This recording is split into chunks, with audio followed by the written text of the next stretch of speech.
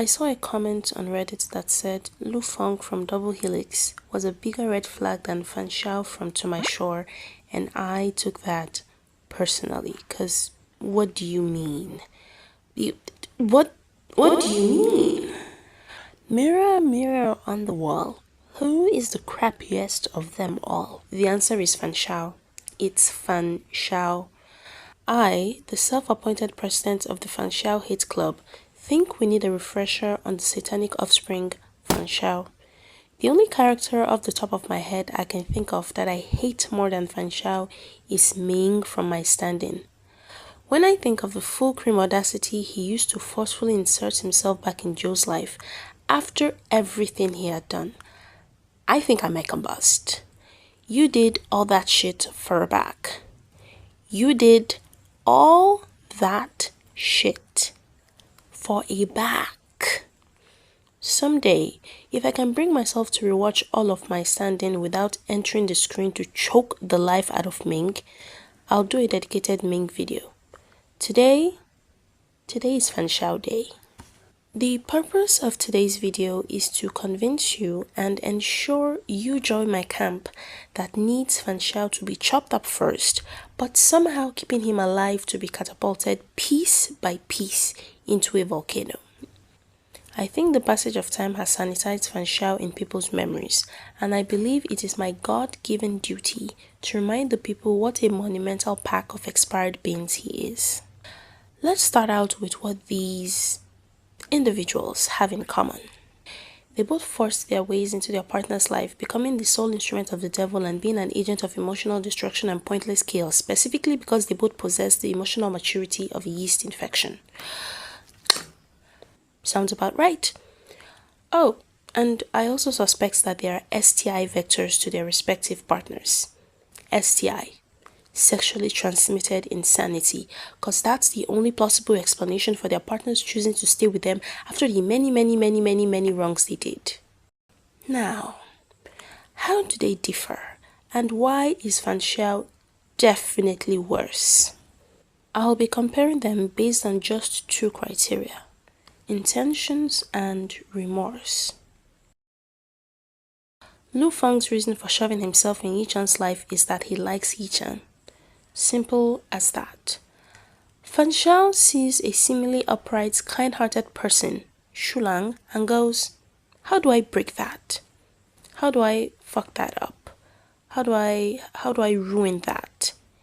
He ruins Shulang's relationship, ruins his career, ruins his peace of mind. Poor unfortunate soul.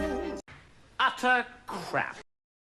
After finding out they are in the wrong, how do these characters react?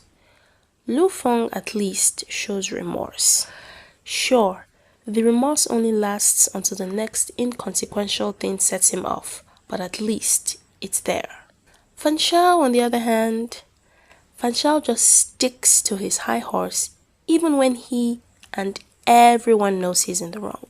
But on the whole, I've been a saint. No apologies. He just shoves himself right back into Shulang's life, expecting to be welcomed with open arms and legs. Finding out Shulang really is that kind-hearted and isn't faking doesn't stop him from manifesting his devilish schemes. Said devilish schemes coming to light doesn't inspire an iota of shame in him.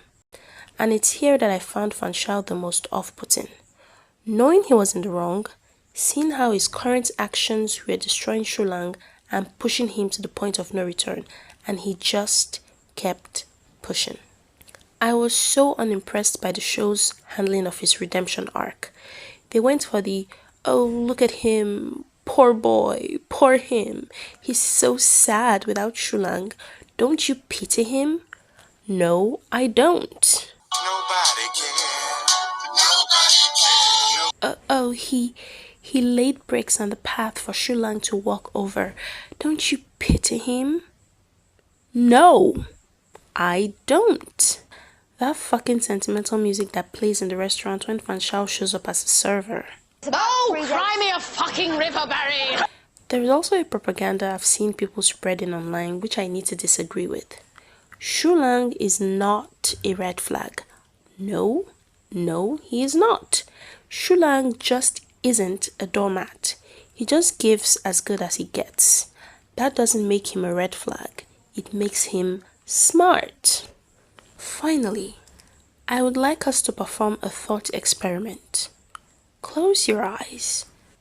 Now imagine, what would Fan Xiao's reaction be to Shulang suddenly breaking things off and getting married to a woman?